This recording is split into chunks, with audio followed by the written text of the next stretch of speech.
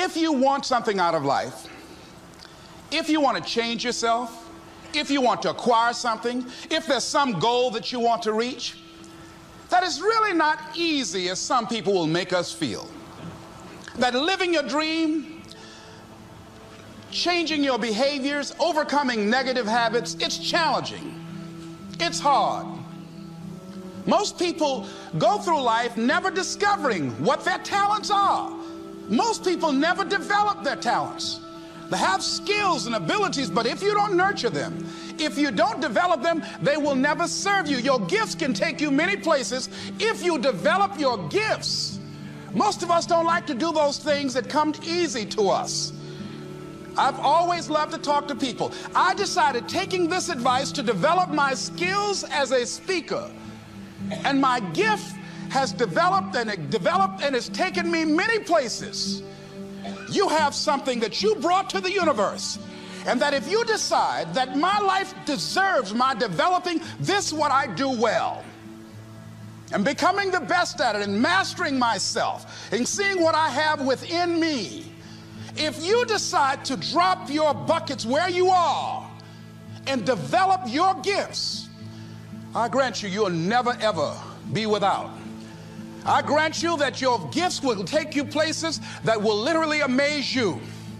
I grant you that if you begin to work to develop your gifts, you'll develop a strong sense of happiness. You'll get a larger vision of yourself, because part of beginning to get a larger vision of yourself, all of us need some area of our lives where we can have a feeling of competence. That people know when they think about this area, that's something you do.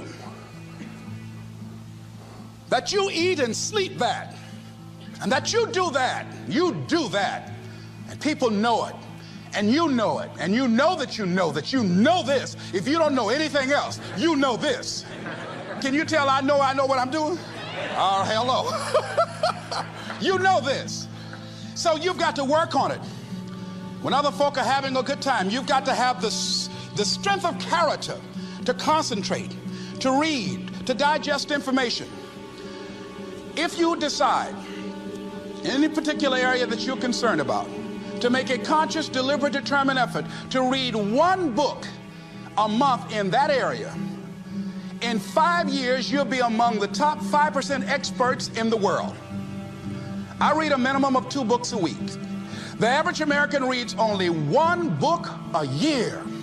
If you decide that area that you love, that you are going to master that particular area, in this era of accelerated change, overwhelming complexity, and tremendous competition, as you begin to develop and expand your skills and your talents and your vision of yourself, you will always be in control of your destiny. The next thing is, whatever it is that you want to do, you want to do it massively. I have a friend who was telling me that his sales were down. I said, well, how many phone calls you make a day? He said, 25. I said, double them. Make 50 or 75 or 100. He said, oh man, that's just too much. What do you mean too much? You behind on your bills? You talking about too much? You know one way to get back on your feet real quick is to miss 2 car payments? You talking about you're tired? There's no competition out here. Decide that you're going to push yourself. Most people won't do that. Most people give up on themselves easily. You know the human spirit is powerful. There's nothing as powerful. It's hard to kill the human spirit. They asked Benjamin Disraeli, a man who became the head of a country at a time when Jews were not allowed out after 10 o'clock. They said, how did you do it? How do you achieve it against such great odds? He said, nothing can resist the will of a people that will stake even their existence on the extent of their purpose for good. That when you have a made-up mind, when you decide that you want to do something, I was reading something the other day, he said, the power to hold on in spite of everything, the power to endure, this is the winner's quality.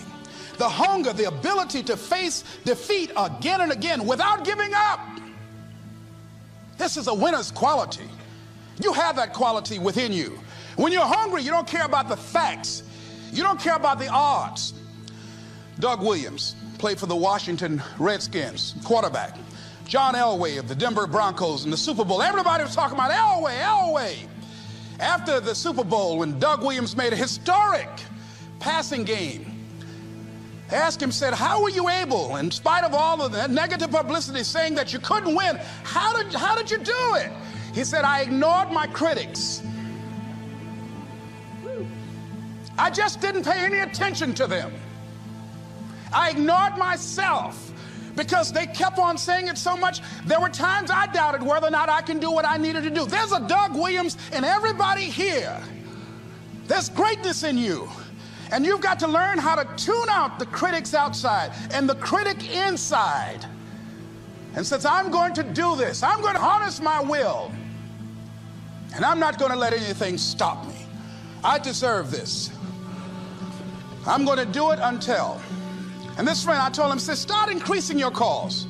I said, I make 100 calls a day. I got a callus in my ear. My ear is kind of dark. You can't see it, but it's there. His sales have increased. Working harder now. The other thing is that if you want something, you have got to be relentless. You've got to learn how to become resourceful. You've got to learn how to become creative. When crises strike in your life, and in the Chinese language, crises mean danger, but it also means opportunity. And this is an opportunity for you to grow. And you've got to be so relentless, regardless of what comes down the pike, that you're always looking for a way to get over, always looking for a way that you can break through, always looking for a way that you can win, always looking for a way that you can strike a telling blow. And pretty soon, I think there's some people watching us in the universe that say, wait, let's call a meeting over here. You know that guy Mustafa? Look at him down there. He won't stop. Just that fool don't know he can't get over. Look here. Why don't we do this? Let him go and let's mess with somebody else. Let him go on through. Life will just get tired of whipping you sometimes. And just say, let's just let this one go. I believe this. Now, no one has told me this, but I just kept on kicking. I didn't have sense enough to stop. I was intelligently ignorant. I didn't know what I couldn't do. So I just tried anything. And the fascinating thing about life, because you can't get out of it alive, you might as well have a good time, you know? You might as well have a good time. Live your life with passion, with some drive. I was giving a seminar the other day, and I mentioned that I was going to do some training in August with some young teenagers and take about 100 away to a 2 or 3 day camp and wipe them out. Been working on this. So after the speech, one of the parents walked up to me and said, Mr. Brown, I'd like for you to do something for my son. He's not motivated. I said, I wonder why. I wonder what's wrong with him. He had no fire whatsoever.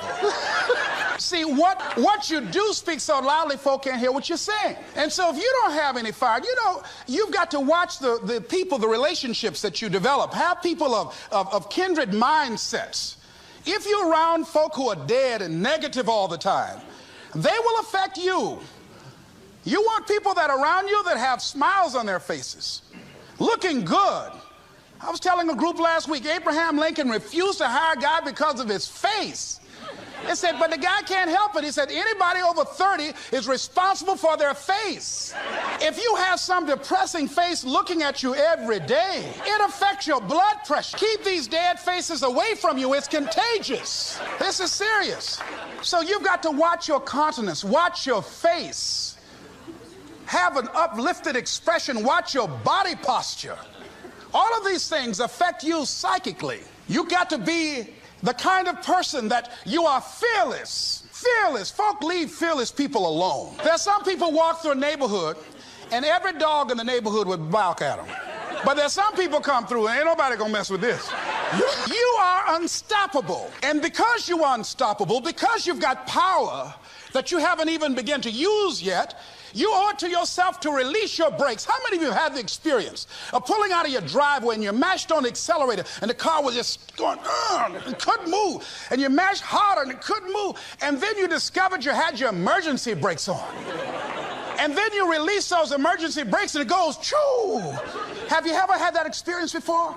Most of us go through life with our brakes on, holding back, not giving all that we have, not sharing all of ourselves. Most of us go to our graves still holding on rather than releasing it. What are some of those things that keep us from releasing it? Because of past experiences, past defeats, past pain. We look back, well, it didn't work out then. It probably won't work out now. Many people get confused their performances with who they are. I was reading Pat Riley, the coach of the Los Angeles Lakers. After the Trailblazers had blown them out of the water, and I'm sure he said this last night, they asked him, how do you feel? He said, tonight we were exposed for what we are right now.